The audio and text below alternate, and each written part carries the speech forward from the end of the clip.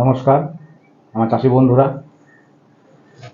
আমি ফার্মার মনোজ চলে এলাম আরেকটি নতুন ভিডিও নিয়ে। আজকের আলোচনার যে বিষয় খুব গুরুত্বপূর্ণ বিষয়। আমরা যে চাষিবাসী লোক তারা চাষ করতে মাঠে যাই, আর এখন বর্ষাকাল। এই বর্ষাকালে একটা প্রধান সমস্যা এবং একটি ভয়ের কারণ যেটা হয়ে থাকে সেটা হলো সাপ। মাঠে ঘাটে এখন এই বর্ষাকালের দিনে প্রচুর সাপ দেখা যায়, বিভিন্ন ধরনের সাপ। কিছু সাপ বিষাক্ত, কিছু বিষহীন সাপ। তা আমাদের চাষিদের একটা সমস্যা হয়, জমির আলে থেকে শুরু করে প্রায় সব জায়গাতেই সাপ দেখা যায়। তা আমাদের সেই সাপ থেকে সাবধান হতে হবে, কী করে বাঁচতে হয়। তো চলুন বন্ধুরা, আজকের আলোচনা শুরু করি। এবং অবশ্যই যেটা বলতে হয়, আমার চ্যানেলে যারা নতুন এসছেন তার প্লিজ একটু চ্যানেলটিকে সাবস্ক্রাইব করে দেবেন এবং অবশ্যই বেল আইকনটা দিয়ে রাখবেন পরবর্তী ভিডিও নোটিফিকেশনের জন্য। আর এই ভিডিওটি যদি ভালো লাগে তো অবশ্যই একটু লাইক দেবেন। সঙ্গে থাকুন, চলুন আলোচনা শুরু করি।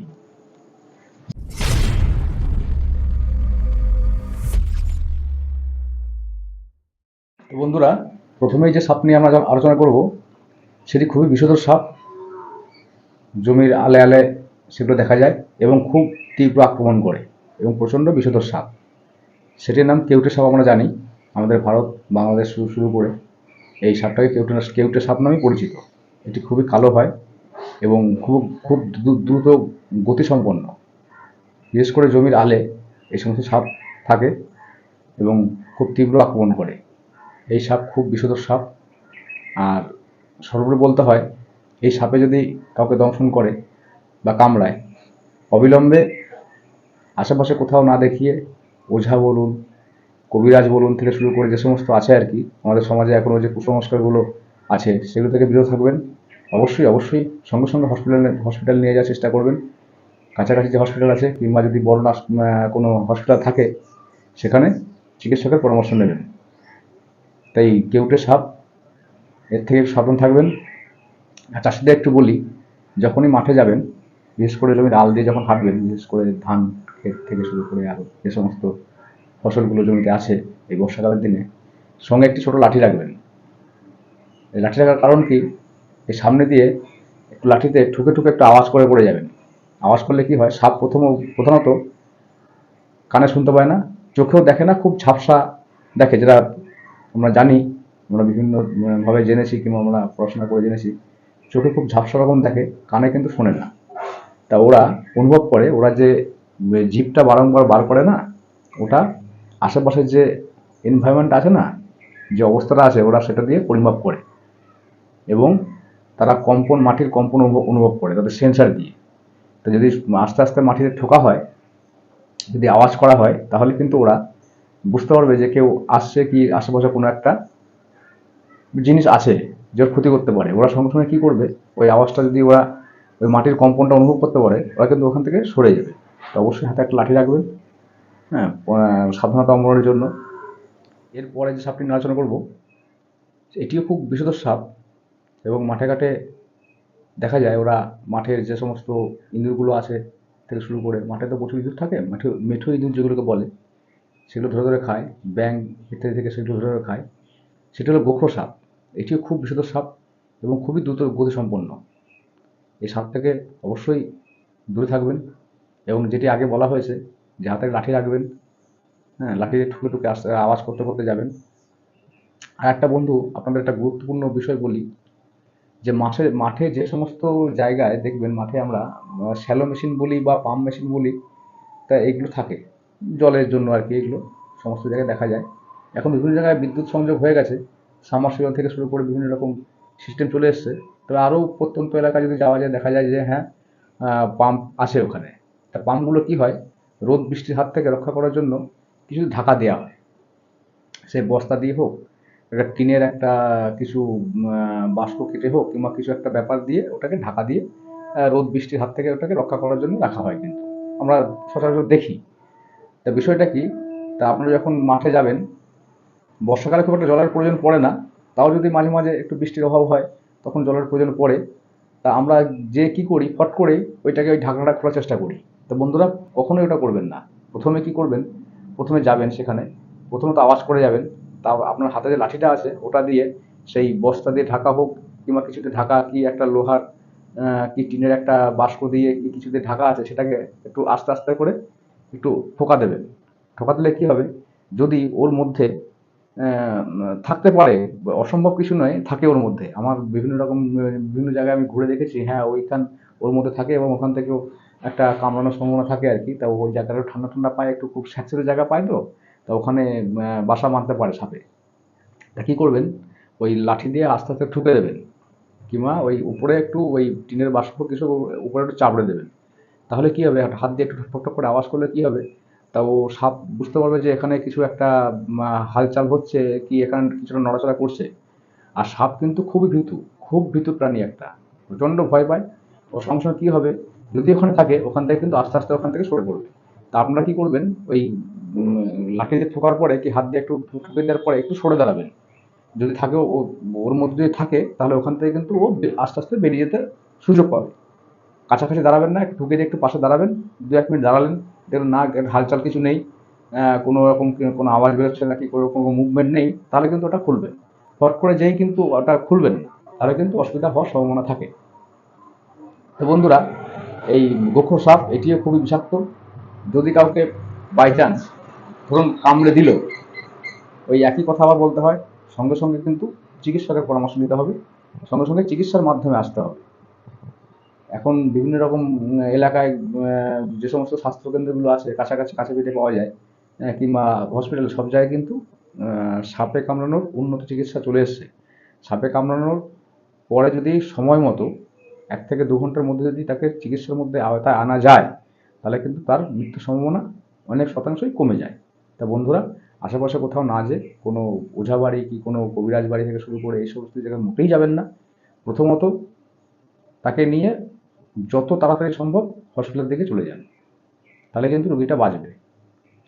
এরপরে বন্ধুরা, আমরা যে সাপটা নিয়ে আলোচনা করবো, সেটি প্রধানত আহ, ঘর ঘরেই দেখা যায়, মাঠে মাঠে খুব একটা দেখা যায় না, খুব রেয়ার, কিন্তু ঘরে দেখা যায়।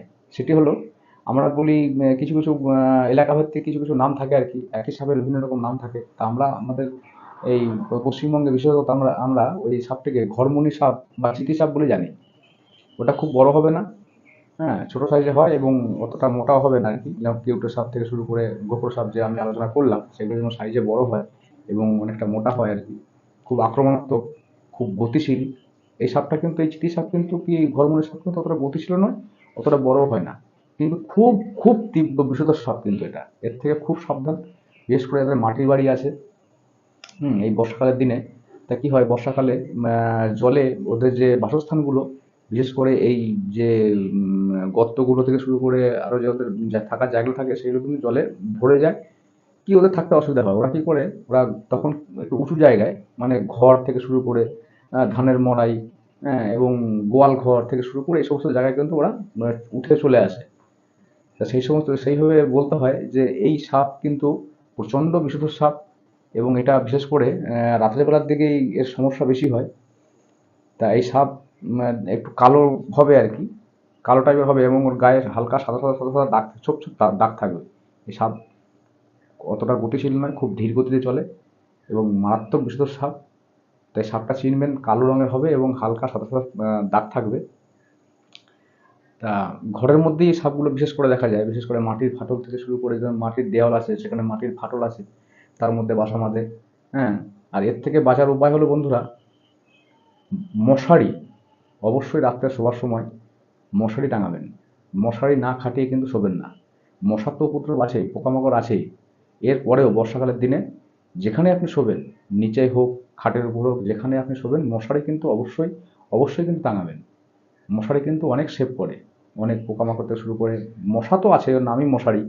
তারপরে এই সাপ থেকে শুরু করে আরও যে যে সমস্ত জিনিসগুলো যে আপনার ক্ষতি করতে পারে, এই জিনিস কিন্তু ও আটকানো যাবে মশারির দ্বারা। তা আপনারা অবশ্যই মশারি টাঙাবেন, তাই সাপ থেকে দূরে থাকবেন। ঘর ঘর থেকে শুরু করে সমস্ত জিনিস পরিষ্কার পরিচ্ছন্ন রাখবেন। ধানের মড়াই, খড়ের যে পালইগুলো আছে আর কি, সেই খড়ের পালই থেকে একটু সাবধানে থাকবেন আর কি। ফট করে খড় টান দেবেন না, কি ধানের মড়াই যাওয়ার আগে একটু আওয়াজ ফাওয়াজ করে দেবেন। যদি কিছু থাকে ওর মধ্যে, তাহলে সেখান থেকে তারা পলায়ন করবে, তারা ওখান থেকে সরে যাবে।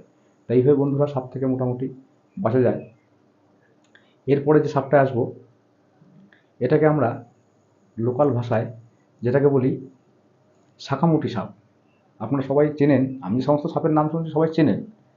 তাই শাঁখামুটি সাপ আহ, বিষধর, অনেকে বলে বিষধর নয়, এরকম একটা কনফিউশন আছে, কিন্তু এগুলো খুব একটা মানুষকে আক্রমণ করে না, খুবই শান্তশিষ্ট সাপ। তাই সাপ থেকেও আপনারা একটু সাবধানে থাকুন। শাঁখামুটি সাপ দেখতে খুবই সুন্দর হয়, একটু লম্বা হবে এবং বড় হয়।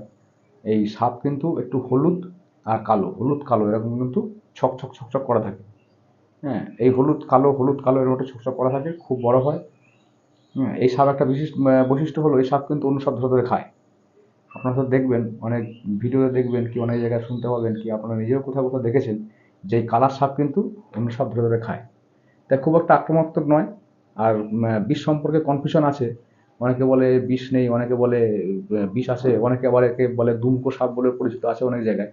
তা সেটা প্রমাণিত নয় আর কি, দুমকো সাপ দুদিকে মুখ, এটা প্রমাণিত নয়। এটা লেজটা একটু পিছন দিকে মোটা বলে সবাই বলে যে দুমকো সাপ। তো এই বিষয়ে কনফিউশন আছে। তাই সাপটা কিন্তু চেনার উপায় এটা। তা বন্ধুরা, সর্বোপরি যে সাপটা নিয়ে আমরা সবার শেষে যেটা আলোচনা করব, তা বন্ধুরা সবাই সাপটিকে এখন বর্তমানে যেটা চলছে আর কি, গোটা ভারত বাংলাদেশ থেকে শুরু করে সব জায়গায় বর্ষাকালের দিনে যে একটা ভয়ের সিচুয়েশন চলছে, যে এটা, এই সাপ নিয়ে সবাই চিন্তিত। এবং আপনারা ভিডিওতে দেখবেন, ইউটিউবে ফেসবুকে যেখানে যাবেন এই সাপটা নিয়ে খুব একটা আলোচনা চলছে এখন, এবং সবই একটা ভয়ের মধ্যে সবাই আছে। সেটা হলো আমরা লোকাল ভাষা যেটা আমরা পশ্চিমবঙ্গে বলি চন্দ্রবোরা বলি, এবং অনেকে এটা ইংরেজি নাম রাসেল ভাইপার বলে যেটা বলছে আর কি। তাই রাসেল ভাইপার বা চন্দ্রবোরা এটি কিন্তু বর্তমানে উম, পৃথিবীর মধ্যে একটা বিষধর সাপের যদি কোনো তালিকা হয় তাহলে কিন্তু এটা একটু উপরের দিকে থাকে, 1-2 নম্বরে থাকবে ওটা, এতটা বিষধর সাপ। এবং এটি পশ্চিমবঙ্গে বাংলাদেশে প্রচণ্ড পরিমাণে দেখা যায়, আর প্রচণ্ড বিষধর সাপ এই সাপ। হ্যাঁ, প্রধানত একটু জঙ্গল টাইপের এলাকা, যে একটু ঝাড়ঝোপ আছে সেইখানে বিশেষ করে থাকে। মাঠে ঘাটেও দেখা যায়, মাঠে বিশেষ করে যে সমস্ত মাচা ফসলগুলো আছে, এবং মাচা ফসল যেগুলো জমিতে, যে সমস্ত পটল থেকে শুরু করে যেমন আরও উচ্ছে বলুন, যে সমস্ত যদি নিচে চাষ করা হয় কি মাচাতে চাষ করা হয়, এই সমস্ত একটু ঝোড় টাইপের যে যদি জায়গা হয় সেখানে কিন্তু ওরা থাকতে খুব পছন্দ করে। তা বন্ধুরা, আপনারা এই সাপ থেকে খুবই সাবধানে থাকবেন। এই সাপ চেনার নতুন করে বলার কিছু নেই, অধিকাংশ মানুষই চেনে। হ্যাঁ, এই সাপ খুব একটা বড় হবে না, মোটামুটি 3-4 ফুট মতো হবে আর কি। তা ওই সাপ কিন্তু ওর গায়ে এরকম চাকা চাকা দাগ থাকবে, চাকা চাকা দাগ। তা ওই দেখবেন গায়েতে যখন মানুষের দাঁত হয়, একটা চর্মরোগ দাঁত, ওই দাঁতে যেমন চাকা চাকা দাগ হয়ে যায় শরীরে, ওই একই রকম চাকা চাকা দাগ কিন্তু ওই শরীরে পাওয়া যায়। তা ওই আমাদের লোকাল যে ভাষায় ওই চাকা চাকা দাগগুলোকে মানে চাঁদের সঙ্গে তুলনা করে চন্দ্র আর কি, চন্দ্রবোড়া বলে, ওই চাকা চাকা দাগ আছে বলে ওকে চন্দ্রবোড়া বলা হয়। আর এই সাপ প্রচণ্ড বিষধর সাপ। হ্যাঁ, কোথায় থাকে তা বিশেষ করে বললাম। তা বন্ধুরা, এই সাপ থেকে অবশ্যই অবশ্যই দূরে থাকবেন। এবং এই সাপের এতটাই বিষাক্ত যে সঙ্গে এর কামড়ানোর পরে যদি সঠিক চিকিৎসা না হয় এবং সঠিকভাবে যদি চিকিৎসকের পরামর্শ না নেওয়া হয়, মৃত্যু কিন্তু অসম্ভবই, মৃত্যু হবেই।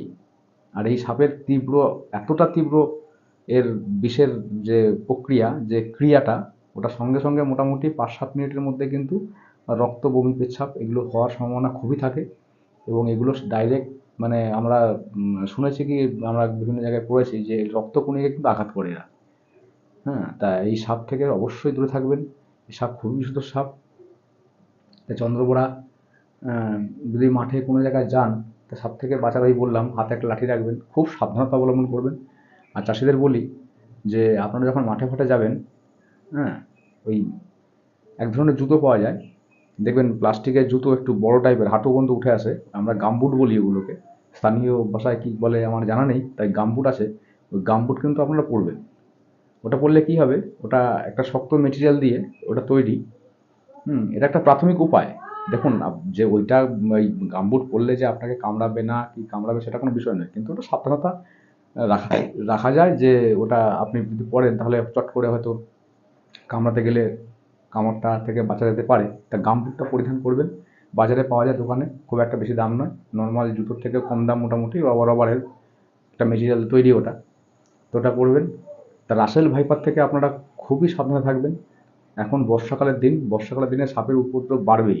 তার কারণ হচ্ছে বর্ষাকালের দিনে হ্যাঁ, সব জলে ডুবে যায়। ওদের যে থাকার বাসাগুলো আছে সেগুলো, যে গর্ত থাকে, যে জায়গাটা থাকে ওরা, সেই সমস্ত জায়গা সবই জলে পরিপূর্ণ হয়ে যায়। তখন ওরা কী করে, বাধ্য হয়ে কিন্তু তখন উপর দিকে উঠে আসে, একটু উঁচু জায়গা, জমির আল বলুন কি, ওই যে আগে আলোচনা করলাম যে মেশিন ঢাকা থাকে, সেই মেশিনের যে বাষ্প থাকে সেই মেশিনের মধ্যে, পাম্প মেশিন, তার মধ্যে ওরা আশ্রয় নেয়, একটু উঁচু জায়গায় যখন থাকে আলের মধ্যে আশ্রয় নেয়, কি উঁচু একটা ঢিপি আছে তার মধ্যে একটু হালকা একটু ঝোপঝাড় আছে, সেই সমস্ত জায়গায় কিন্তু এই সাপ যে আশ্রয় নেয়। তো এই সমস্ত জায়গাগুলো একটু অ্যাভয়েড করবেন। আর হাতে, ওই আগেই বললাম, হাতে একটা লাঠি রাখবেন। লাঠি রেখে আস্তে আস্তে ঠুকে ঠুকে ঠুকে ঠুকে আওয়াজ করতে করতে যাবেন। তাহলে সাপ বুঝতে পারবে যেখানে একটা কিছু একটা মুভমেন্ট হচ্ছে, তখন সেখান থেকেও পলায়ন করবে। তা বন্ধুরা, সবাই ভালো থাকবেন। হ্যাঁ, সাপ থেকে বাঁচার কিছু কিছু উপায়, আমার যেগুলো ওপিনিয়ন, সেগুলো আমি বললাম। আপনারা আপনাদের মতামত দেবেন, আপনাদের মূল্যবান কমেন্ট করবেন, আপনাদের মতামত দেবেন। হ্যাঁ, আরও কিছু আইডিয়া, আরও কিছু জিনিস আর নতুন নতুনভাবে আমি আরও ব্যক্ত করতে পারবো। তা বন্ধুরা, আজকে আলোচনা আর বেশি দূর করব না। তা সবাই সাবধানে থাকবেন। আর আবার বলি, যারা আমার চ্যানেল নতুন এসেছেন তার চ্যানেলটিকে প্লিজ একটু সাবস্ক্রাইব করে দেবেন। আর যদি এই ভিডিওটা যদি আপনাদের ভালো লেগে থাকে তাহলে প্লিজ একটা লাইক দিয়ে যাবেন, এবং আপনার মূল্যবান কমেন্টটা অবশ্যই বলবেন। আমি সেটাকে নতুন করে শিখতে পারবো, নতুন কোনো ভাবনা, নতুন কোনো আইডিয়া যদি আপনার থাকে সেটা আমাকে কমেন্ট করে জানাবেন, এবং অবশ্যই চ্যানেলটিকে সাবস্ক্রাইব করবেন। তা বন্ধুরা, সাবধানে থাকবেন, মাঠে ঘাটে যখন যাবেন সাবধানতা অবলম্বন করবেন। সবাই ভালো থাকবেন। ধন্যবাদ।